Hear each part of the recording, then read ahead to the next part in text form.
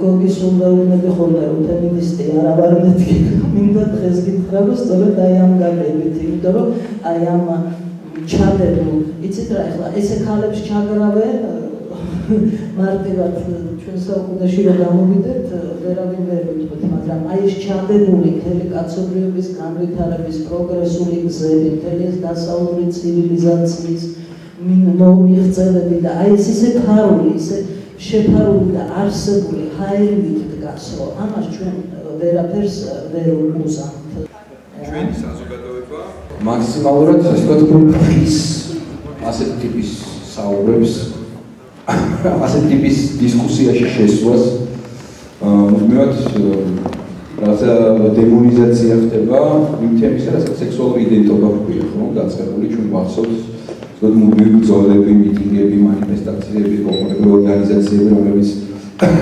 ელემენტარულ სექსუალურ განათლებასაც კი უშინან ხელს და კონკრეტულად როგორც ყველაზე დიდ საფრთხეს ჩვენ საზოგადოებაში. აი ჩვენ კულტურაში, ჩვენ საზოგადოებაში რომ ვეძებოთ სწორედ ამ შიშების, ამ ფობიების, ვთქვათ, მიზეზები.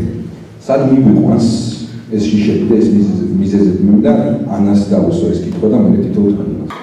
მე მინდა მაგალითად ერთი რამ თუ გინებას დავხატ გავეცდები ციტატეს ჩემი კოლეგების სიტყვებს მოვუყვანას თქვენ პირველ რიგში როდესაც ლაპარაკი იყო ფემინიზმზე და თქვენ ვთქვათ რომ ახალ ასეთი ალბათ ამასთან დაკავშირებით მინდა რამდენიმე სიტყვას თქვა და მეორე მე ვფიქრობ რომ ამაგაცების მართლმასებს არაფერი აქვს საწუწუნო აებასთან მიმართებაში მით უმეტეს პანდორასთან მიმართებაში იმიტომ რომ მე ვფიქრობ რომ წინააღმდეგ შემთხვევაში ყოველი ჩვენთან არის ცხოვრება იქნებოდა საშილად მოსაწყენი, ერთფეროვანი, არაფრის მომცემი. არ ვიცი დამსწრე საზოგადოების რამდენად დიდი ნაწილია ჩემი აზრისა, მაგრამ მე ვფიქრობ, რომ ყოველი ადამიანის ყველაზე დიდი შიში მაინც არის არა, მოდით მივიტყვეთ ლამაზი სიტყვებით, ხალხი და ფობიები და მსგავსი. შიში იმისა, რომ ჩვენი ერთდღეს აღარ მოუნდება სექსი, აღარ მოუნდება აღარც ქალი, აღარც კაცი. და ჩვენი ერთდღეს, როდესაც ეს სურვილი გაქრება, ალბათ სამყარო დაკარგავს ფერებს, ჩაქრება იქნება მოსაწყენი. ძალიან ხშირად მეკითხავს უფროსი ქალბატონებისათვის რა ხდება მათ თავს, როდესაც მათ ეს ტოლობა უქრებათ, რა ხდება, როგორია ყველაფერი, რა მოძრავთ, რა უხარიათ, ვერავინ არასოდეს ვერ გამცა პასუხი. ყველაზე ხშირი პასუხი იყო, რომ მიკითხა, რომ ეს ამბავი ოდესმე მოურჩება. არ ვიცი, მე მაგასაკისთვის ჯერჯერობით არ მეხტევია, მე ვფიქრობ, რომ ყველაზე კარგი რამ რაც მოხდა არის ის, რომ დავარქვათ ასე ლამაზად, რომ ოდესღაც ერო ჭკუას მოუხმო და ადამიანს შეეძლია ვაშკი. საშინელი მოსაწყენი იქნებოდა სამოთხეობით ზედმეტად.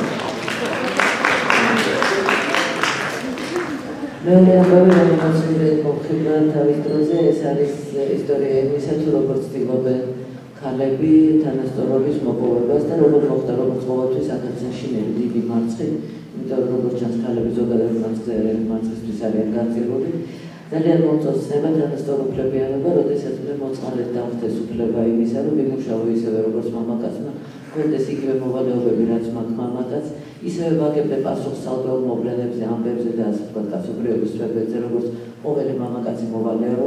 აგებდე პასუხს, რომ არავის არასოდეს არ მოუვიდა თავში სრულიად პრიმიტიული აზრი, შესაბამისად, იგი მანდ ჩემი მოვალეობების ვიღაცას დაგისებოდა. ანუ მე მომცეს უფლება, რომ მქონოდა დამატებითი მოვალეობები და ჩემგან დადგა რაღაცა სრულიად გაუგებარი არსება, რომელიც აღჭურვილია მამაკაცის და ქალის მოვალეობებით და პრინციპში მხოლოდ ქალური მოთხოვნილებებით. ანუ მე ვფიქრობ, რომ ამ შემთხვევაში ცოტა უფრო რთულად იქნებოდა საქმე. ფემინიზმი საქართველოში თავისთავად მე მგონი ცოტა თვითონ გამიჩნდა. ცოტა უცნაური თემაა, მაგრამ ეს კიდეც აკეთებს. რაც ბოლოს შეთქვი, რომ სამწუხაროდ ისევ ქალები მოექცნენ რაღაცა ხაფანში და მარხეში, როცა მათ დაეკისრათ უფრო მეტი ვალდებულებები, მაგრამ ის რაც აქამდე ჰქონდათ, არ გადანაწევდა სხვაზე. ეს არის ისევ და ისევ მივდივართ ჩვენ საბჭოურ წარე გამოცდილებასთან, საბჭოური ფემინიზმის და პრაქტიკის გარკვეულწილად კვალი, როდესაც მართლაც მოხდა ქალისთვის არამუფლებების მინიჭება, ის გახდა ტრაქტორისტი გახდა, არ ვიცი მე ჩაიასე შემდეგ და ასე შემდეგ, მაგრამ ის ხო, იმეს ამუშავე და აიკისრა ასე ჭირდებოდა ახალგაზრდა სახელმწიფოს, მაგრამ არანაირად არ შეუმსუბუქდა მასის როლი, რაც ოჯახში ეკისრებოდა. მაგრამ დასავლეთში სულ სხვანაირად განვითარდა ეს ყველაფერი, ხო? იქ ხდება გადანაწილება პრინციპში როლების, რაც ჩვენთვის ჯერჯერობით ეს არის აბსოლუტურად გაუგებარი.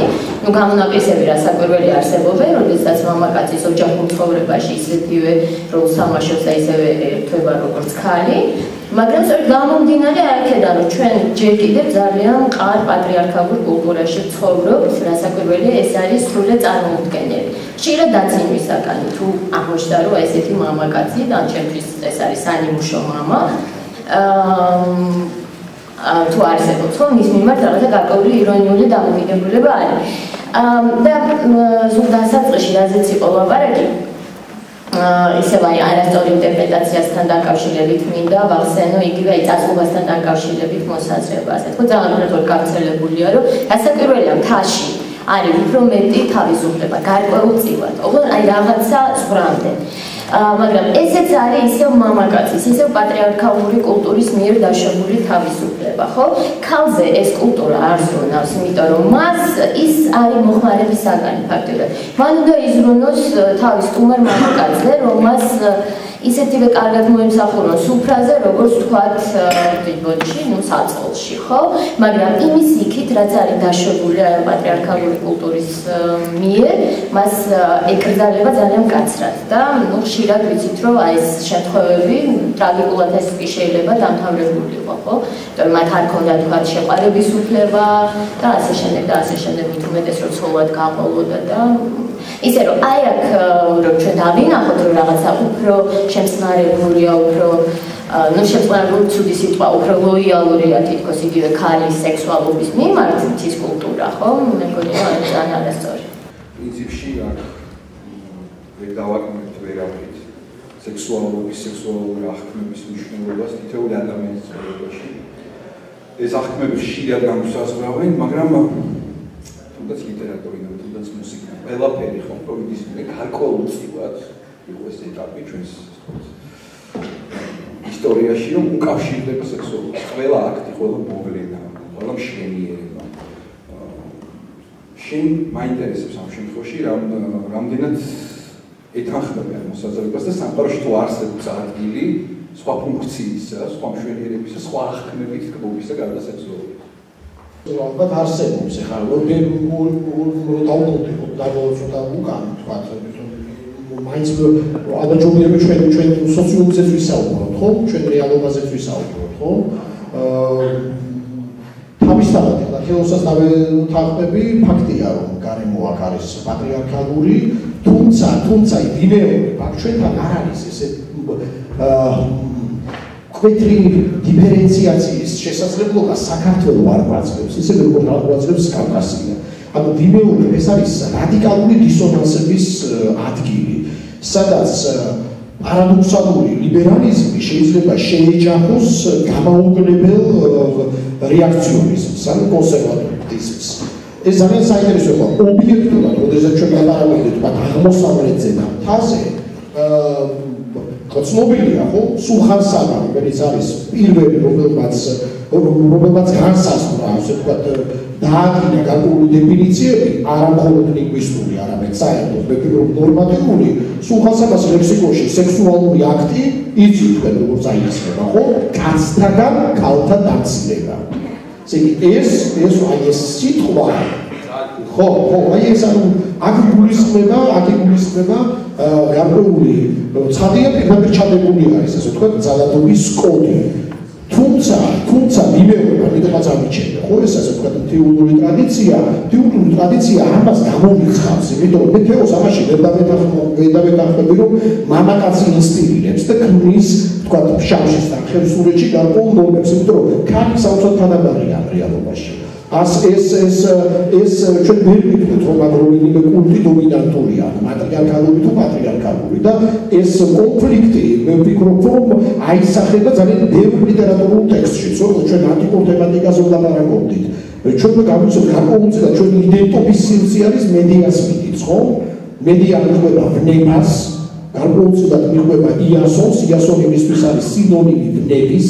ის ვერ პოულობს ასე ვთქვათ თავისი როგორც ქალის რეალიზების საშუალებას, ის ათასგვარ ფორმას ეძებს დამკვიდრებისა, მისთვის ეს ფორმა არის ჯადოსნობა მისთვის ეს ფორმა არის და რიტუალებში მონაწილეობა მის ეძებს ალტერნატივებს, ვინაიდან ის ვერ შედგა აქ ქალად და ის მისდევს მიყვება იასონს, მიყვება ბერძენ ბიჭს, ჩამოვიდა ჯამრთელი კარგი ბერძენი ბიჭი და წაიყვანა ეს გოგო, ბევრი კარგი ბიჭები და ბერძნები ცნობილია რომ ლამაზი ბიჭები ყავთ იმათ და ყავდათ ყოველთვის ევრიპიდიდან ცნობილი ყოფარი ესა და მედია მიდის ისტოვებს თავის ძმას, ისტოვებს მამას, ის ხალატობს ასე ვთქვათ. ყველაფერს ხალატობს, რაც კი მის ასე ვთქვათ სოციალურ იდენტობასთან არის დაკავშირებული. იმიტომ რომ მან უერთგულოს ვნება მისთვის განსაზღვრებია და თქვენ გახსოვთ ევრიპიდესთან ასე უყრება მედია როცა ის გადაწყვეტს შვილების მოკვლას, ხო, ასე უყრება იასონს, რომ ნებერ გაპატიეთ, რომ შენ ჩემთან გამარტივებსო და შენ ჩემთან მოიწყიდე. მოწყენილობას ვერ პატიობს იასონს. იასონს ვერ პატიობს ნების სიკვდილს, ნება უყრება იასონს მედიას მიმართ და იასონი იცით ის დაყავდა პირველი დეპორტირებული ქალის ამბავი იქა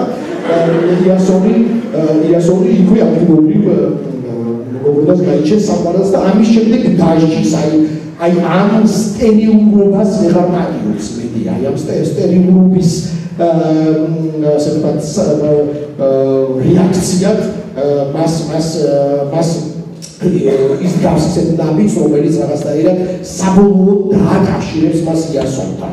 საშინლად ვნებიან და საშინლად რადიკალურ ნაბიჯს დავს. ხო, შვილებს უკლავს, რომ მუდმივად ახსოვდეს მედია, რომლის ვნებასაც ამ კაცმა უარი თუ პასუხა, რომელიც